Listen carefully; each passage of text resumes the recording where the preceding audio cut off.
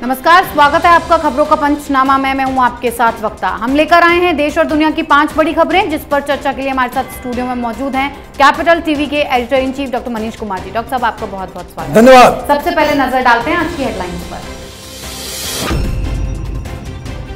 महंत नरेंद्र गिरी की मौत पर चौंकाने वाला खुलासा, वीडियो से किया जा रहा था ब्लैकमेल। सपा सरकार में दर्जा प्राप्त मंत्री रहे नेता पर ब्लैकमेल करने का शक। 22 सितंबर को अमेरिका की यात्रा पर रवाना होंगे पीएम मोदी। बाइडेन और कमला से करेंगे मुलाकात, क्वाड सम्मेलन में लेंगे हिस्सा, संयुक्त राष्ट्र में देंगे भाषण। अफगानिस्तान में चोरी छिपे नई साजिश रच रहा चीन। ड्रैगन के खुफिया अधिकारियों ने किया बगराम एयरबेस का दौरा। अघाड़ी गैंग में पड़ी तगड़ी फूट, शिवसेना नेता का बयान, शरद पवार हमारे नेता नहीं। एनसीपी का पलटवार, सूरज पर थूकने से सूरज का कुछ नहीं बिगड़ता। पाकिस्तान क्रिकेट बोर्ड को एक और झटका, न्यूजीलैंड के बाद अब इंग्लैंड क्रिकेट बोर्ड ने पाकिस्तान में खेलने का ठुकराया प्रस्ताव। सुरक्षा कारणों से रद्द किया गया दौरा।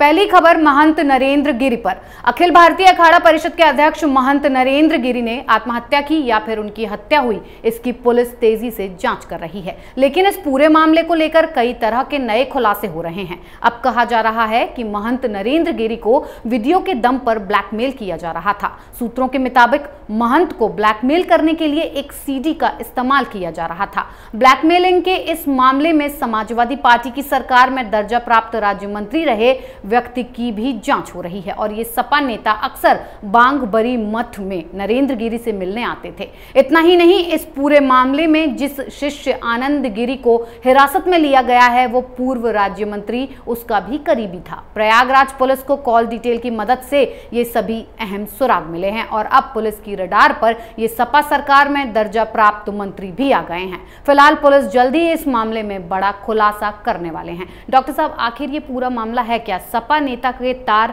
आखिर इस मामले से कैसे जुड़ रहे हैं? देखिए, ये विषय जांच का है और इस वक्त मुख्यमंत्री ने इस पूरे केस की कमान अपने हाथ में ले ली है और जिस हिसाब से उन्होंने ये ऐलान किया है कि दूध का दूध पानी का पानी करेंगे, एक भी गुनहगार बचने वाला इसमें नहीं है, तो यकीन मानिए कि जो पुलिस काम करेगी वो बहुत ही प्रोफेशनल तरीके से इसकी जांच करेगी।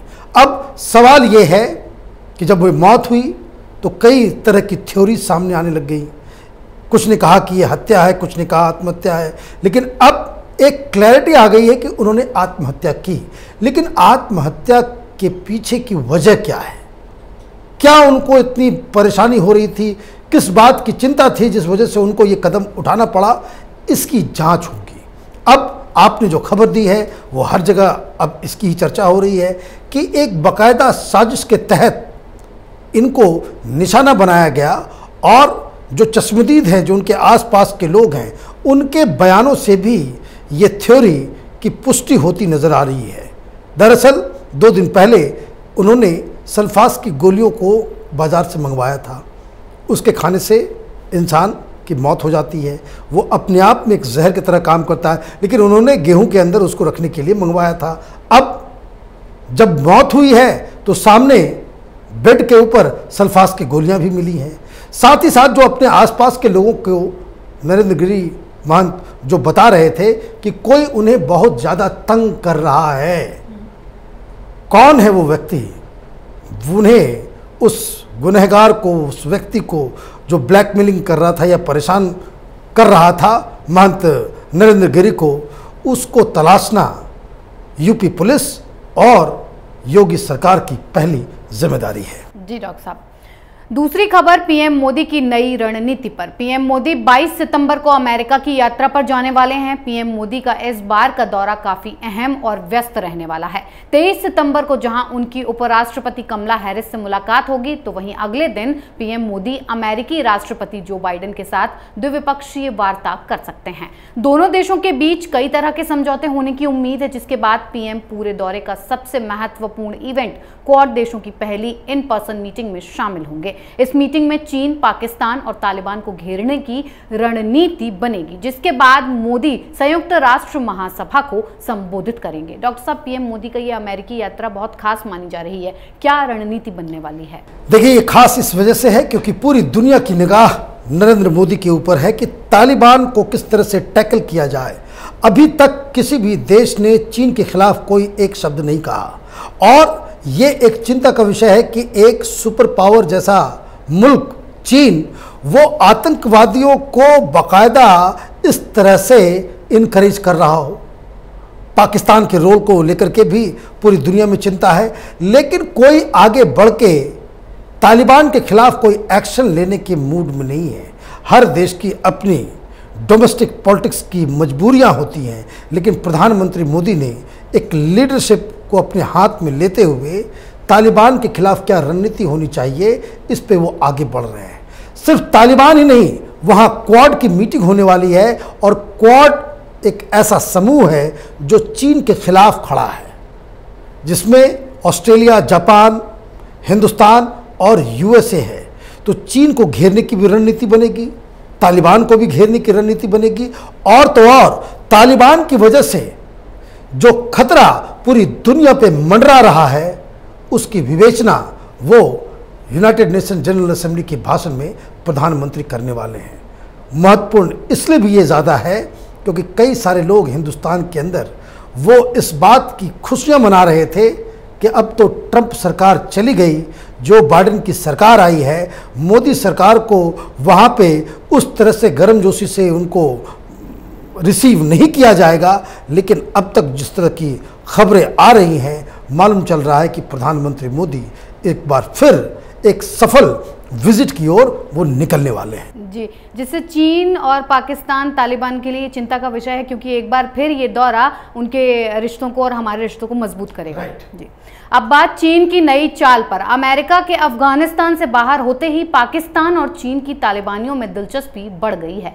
तालिबान के अंतरिम सरकार की घोषणा करने से कुछ दिन पहले पाकिस्तानी खुफिया agency ISI chief Faiz Hamid Kabul पहुंचे थे। अब खबर आई है कि चीन के प्रतिनिधिमंडल ने बीते हफ्ते बगराम एयरबेस का दौरा किया। एक रिपोर्ट के मुताबिक इस चीनी प्रतिनिधिमंडल में वरिष्ठ खुफिया और सैन्य अधिकारी शामिल थे। माना यह भी जा रहा है कि चीन तालिबान में अपनी खुफिया हिमाकत बढ़ा रहा है, तालिबान को भी अपना गुलाम बनाकर दूसरे देशों के लिए इस्तेमाल करने की सोच रहा है, क्योंकि ये एयरबेस 2 दशक तक चले युद्ध के दौरान अमेरिका के लिए अफगानिस्तान का सबसे बड़ा सैन्य अड्डा रहा था। इसे रणनीतिक रूप से भी काफी अहम माना जाता है। डॉक्टर साहब, चीन की ये जो चालबाजियां हैं एक बार फिर से बढ़ती नजर आ रही हैं। देखिए, वहाँ जो अमेरिका के लिए चिंता का विषय ये है कि वहाँ तो बहुत सारे एयरक्राफ्ट्स, बहुत सारे टैंक्स, आधुनिक वेपन, जो फ्रंट लाइन वेपन्स हुआ करते थे अमेरिकन आर्मी के लिए, वो सब बगराम एयरबेस और वहाँ से वो ऑपरेट हो रहा था। अब अमेरिका वहाँ से चला गया तो चीन उस जगह पे, जैसा कि आपने बताया कि सैन्य अधिकारियों और खुफिया एजेंसियों के साथ ये सारे किस तरह के वेपन्स का इस्तेमाल, क्या उसकी टेक्नोलॉजी है, किस तरह से वो ऑपरेट कर रहे थे। और तो और खबर ये आ रही है कि तालिबान को समर्थन देते देते वो बगराम का पूरा जो एयरबेस है वहाँ चीन अपना एयरबेस बनाने की तैयारी में जुटा हुआ है। ये एक बहुत बड़ी चिंता का विषय है। ये अमेरिका के लिए तो झटका है ही, लेकिन साउथ एशिया के लिए, हिंदुस्तान के लिए भी एक बहुत बड़ा प्रॉब्लम ये बनने जा रहा है, क्योंकि पाकिस्तान, चीन और तालिबान, इन ये जो एक्सेस ऑफ इविल हैं, ये तीनों इसको कह सकते हैं कि पूरी दुनिया के लिए जो विलन है, उनका एक साथ आना ये दुनिया के लिए एक खतरा है। और इस खतरे से निपटने के लिए ही प्रधानमंत्री मोदी अमेरिका का दौरा कर रहे हैं। अब खबर अघाड़ी गैंग में पड़ी फूट पर। पूर्व सांसद और शिवसेना नेता अनंत गीते के एक बयान ने महाराष्ट्र की राजनीति में तूफान ला दिया है। अनंत गीते ने एनसीपी प्रमुख शरद पवार पर हमला बोलते हुए कहा कि एनसीपी का जन्म कांग्रेस की पीठ पर छुरा घोंपकर हुआ है। शिवसेना और कांग्रेस कभी भी एक नहीं हो सकती। शरद पवार कभी भी हमारे नेता नहीं हो सकते। हमारे नेता सिर्फ और सिर्फ शिवसेना प्रमुख बाल ठाकरे हैं। महाविकास अघाड़ी की सरकार सिर्फ सत्ता पाने के लिए जोड़ तोड़ तोड़कर किया गया गठबंधन है। अनंत गीते के इस बयान पर घमासान मचा तो एनसीपी ने भी करारा जवाब दिया है। एनसीपी नेता सुनील तटकरे ने कहा कि सूरज पर थूकने से सूरज का तेज कम नहीं होता। अनंत गीते की स्थिति समझी जा सकती है, वे फ्रस्ट्रेशन में ऐसे बयान दे रहे हैं। डॉक्टर साहब, अनंत गीते के बयान से अघाड़ी सरकार की फूट तो सामने आ ही गई है, पर एनसीपी के नेता के बयान से अब ये क्या बयान हो रहा है? देखिए, ये कोई इंडिविजुअल बयान होता है, कोई भावावेश में आकर के कोई अपना इस तरह के बयान दे देता है कि सरकार इनकी चल रही है, शरद पवार की वजह से अघाड़ी सरकार चल रही है। लेकिन शिवसेना का एक नेता इस तरह के बयान दे देता है तो बयान आने के फौरन बाद अगर शिवसेना की तरफ से ये बयान आ जाता कि ये उनका पर्सनल मैटर है, ये उन्होंने किस संदर्भ में कहा या मीडिया ने गलत इसे रिप्रेजेंट करके बता दिया, इस तरह की बहानेबाजी करके वो अलग हो सकती थी। लेकिन शिवसेना की तरफ से वो प्रतिक्रिया नहीं आई। जब वहाँ से प्रतिक्रिया नहीं आई तो एनसीपी ने उसी लेवल के एक लीडर से इसका जवाब भिजवा दिया कि भाई सूरज की तरफ थूकने से सूरज का तेज कम नहीं होता। मतलब ये कि चूंकि समय बीत गया है और ये प्रॉब्लम, ये विवाद अभी भी बना हुआ है, तो यकीन मानिए इसका मतलब राजनीति में यही होता है कि इन लोगों से इस तरह के बयान दिलवाए गए हैं। दरअसल जैसे जैसे चुनाव नज़दीक आ रहे हैं, अभी वहाँ पे लोकल चुनाव होने वाले हैं। लोकल चुनाव में इसका मतलब है कि अघाड़ी सरकार मिलजुल करके वो चुनाव नहीं लड़ेगी, इसके संकेत इससे मिल रहे हैं। और अगर ऐसा होता है, इसमें एक बात समझिए, शिवसेना के लिए महाराष्ट्र की सरकार से कहीं ज्यादा बीएमसी के चुनाव को जीतना है। हिंदुस्तान का सबसे रिच बीएमसी म्युनिसिपल बॉडी है और इस पे कई दशकों से शिवसेना का वर्चस्व रहा है। और अगर उसे शिवसेना नहीं जीत पाती है तो ये समझिए कि चुनाव के नतीजे आएंगे और ये सरकार भी जाएगी। और ये जो संकेत मिल रहे हैं वो संकेत यही बता रहा है कि अघाड़ी के अंदर कांग्रेस पार्टी ने पहले ही ऐलान कर दिया कि वो अकेले चुनाव लड़ेगी, लोकल इलेक्शंस, वो शिवसेना और एनसीपी के साथ मिलकर चुनाव नहीं लड़ेगी। और अब तक ये सोचा जा रहा था, समझा जा रहा था कि शिवसेना और एनसीपी दोनों कोई मराठा कार्ड खेलेंगे और मिलजुल कर चुनाव लड़ेंगे। लेकिन इस तरह के बयान आ रहे हैं तो इसका मतलब ये है कि दोनों पार्टियों के बीच दूरियां बढ़ती चली जा रही हैं। जी डॉक्टर साहब, आखिरी खबर पाकिस्तान पर आए नए संकट पर। पाकिस्तान क्रिकेट बोर्ड को न्यूजीलैंड के बाद अब कई और देशों से जोरदार झटका लगा है। इंग्लैंड क्रिकेट बोर्ड ने भी अपनी पुरुष और महिला दोनों टीमों का अगले महीने का पाकिस्तान दौरा रद्द कर दिया है। इससे पहले न्यूजीलैंड ने सुरक्षा कारणों से पाकिस्तान के खिलाफ 3 वनडे और 5 T20 मैचों का दौरा रद्द कर दिया था। डॉक्टर साहब, पाकिस्तान में क्रिकेट टीम जाने से मना क्यों कर रही है? आखिर इसके पीछे की वजह क्या है? देखिए, ये क्रिकेट नहीं है, ये खबर क्रिकेट से ज़्यादा राजनीति की है। वो क्यों, उसको मैं आगे बताऊंगा, लेकिन आप इस बात को समझिए कि पाकिस्तान में इस खबर को लेकर के क्या रिएक्शंस मिल रहे हैं। पाकिस्तानियों के पास तो पिछले 18 साल से कोई टीम गई नहीं जी। न्यूजीलैंड की टीम पाकिस्तान पहुंच गई, पहुंचने के बाद वहां कह दिया कि हम नहीं खेलेंगे जी, हम वापस जाएंगे। अब वहाँ तो सब कुछ तैयारी हो गई थी, टेलीविज़न राइट्स और ये वो कुछ, इससे पैसा आ जाएगा पाकिस्तानियों को, तो वो तो गया ही गया। तो इमरान खान ने न्यूजीलैंड के प्राइम मिनिस्टर को फ़ोन किया और ये रिक्वेस्ट किया कि हमने पूरी सुरक्षा व्यवस्था कर दी, कोई चिंता करने की बात नहीं है। और न्यूजीलैंड वालों को भी समझना चाहिए, जब इमरान खान कह रहा है कि कोई आतंकवादी घटना नहीं घटेगी तो मान लेना चाहिए भाई सारे आतंकियों का तो सरदार यही पाकिस्तान है। अब उसका मुखिया, वहाँ का आर्मी चीफ ये कह दे कि भाई कोई आतंकी हमला नहीं होगा, तब तो मान लेनी चाहिए। लेकिन फिर भी न्यूजीलैंड वाले तो न्यूजीलैंड वाले हैं, इन्होंने कहा नहीं जी, हमें आपकी बातों पे कोई भरोसा नहीं है। और टीम पाकिस्तान में मौजूद थी, मैच खेलने से मना कर दिया और वापस चली गई। इसके बाद इंग्लैंड की खबर आ गई। ये आपने पूछा कि ऐसा क्यों हो रहा है?